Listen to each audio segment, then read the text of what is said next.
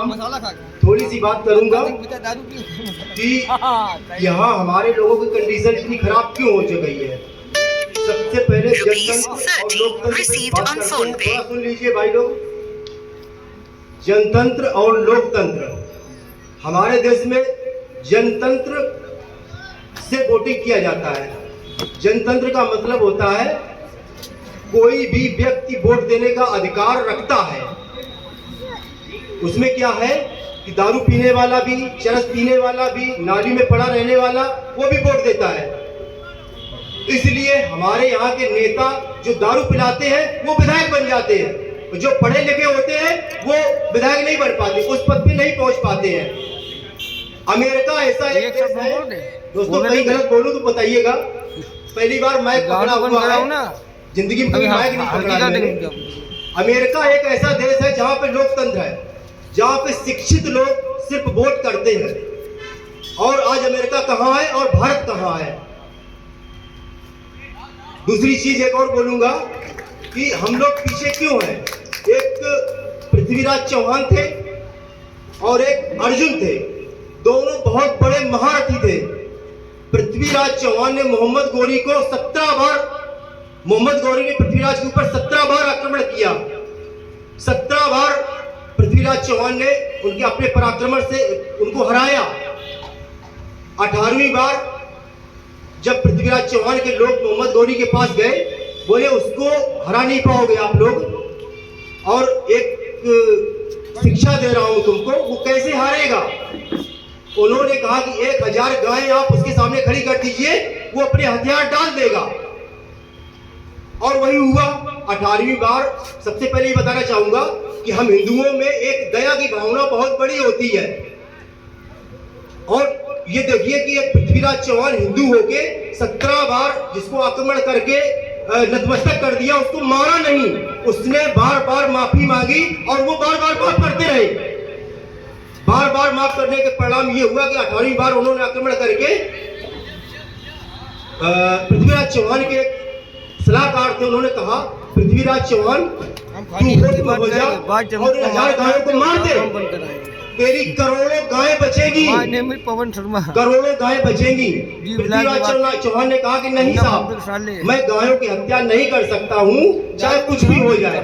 और उसी के चलते गायों की पीछे आड़ में आके मोहम्मद गौरी ने पृथ्वीराज चौहान को हरा दिया, बंदी बना लिया, पूरे परिवार को बंदी बना लिया और उनको खत्म कर दिया। उनका जो भी अस्तित्व था सारा खत्म कर दिया और वो खुद कब्जा कर बैठा।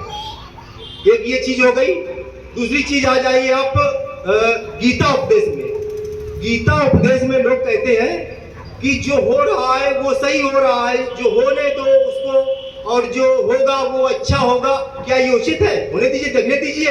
हमारी बहू बेटियों का असम्मान हो रहा है, गंदी नजर से लोग देख रहे हैं, क्या हम देखते रहेंगे? क्या हमारे अच्छे इंसान शरीफ लोगों को सताया जा रहा रोड पे, क्या हम देखते हुए निकल जाएंगे? नहीं देख पाएंगे। तो जब अर्जुन को युद्ध शुरू हुआ, अर्जुन और श्री कृष्ण भगवान दोनों पास में आए और उनके सामने सारी कौरव सेना लगी हुई थी।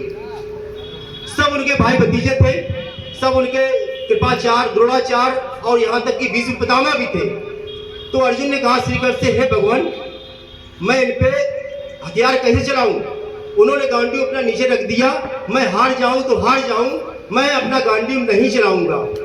श्री कृष्ण भगवान ने कहा कि सुन पार्थ, तू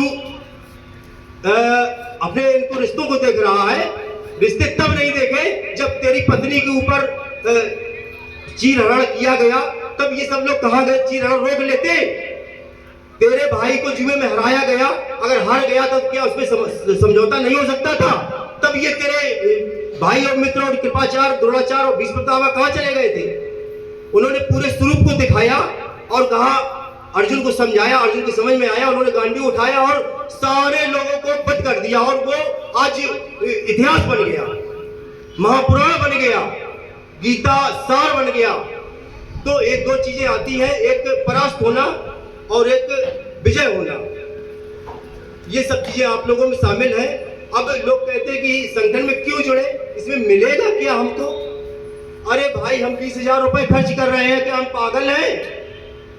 आप लोगों की रक्षा के लिए एक संगठन बना रहे हैं, आप लोग उसमें सहभागिता भी नहीं कर सकते हैं। 20,000 खर्च किया, 20 लोग भी नहीं है, कितनी शर्म की बात है नरेंद्र जी। और हम कितने लोग से, झांसी से आए, कन्नौज से आए, कानपुर देहात से लोग आए हैं, अपना खर्च करके आए हुए हैं। हम लोगों ने, आदर्श जी ने इतना खर्चा किया हुआ है, तो आप लोग संगठित होइए और आगे आने वाली विषमताओं से लड़ने के लिए तैयार रहिए। और अगर तैयार नहीं रहेंगे तो धीरे धीरे करके कश्मीर छिना है, पहले हिंदुस्तान छिना, पाकिस्तान बन गया, कश्मीर छिना, अब बांग्लादेश छिनने की तैयारी है, और फिर इसके बाद भारत पे आक्रमण की तैयारी जारी है। इसलिए सब लोग जग जाइए, धीरे धीरे करके जग जाइए। अभी जब तक योगी और मोदी जी जिंदा है या अपने दल में बल में आगे हैं, तब तक आप सोच लीजिए आप सुरक्षित हैं। इसके बाद अपने आप को सुरक्षित मत मानिए, आपके ऊपर आक्रमण हो जाएगा एक दिन। ये सोच लीजिए, ये मत सोचिए भाजपा है, ये हिंदू है, ये क्या है, ब्राह्मण की पार्टी है, ठाकुर की पार्टी है, मत सोचिए, ये मत सोचिए। और थोड़ा सोचिए कि कुछ लोग अगर आगे आ रहे हैं तो उनका सहयोग करें, आर्थिक ना करें, शारीरिक पहुंच के उनका मनोबल बढ़ाएं। लास्ट में एक बात और कहूंगा,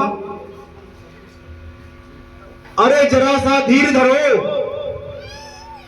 अरे जरा सा धीर धरो, गंगा का पानी भी खौलेगा, जमुना जी का पानी खौला,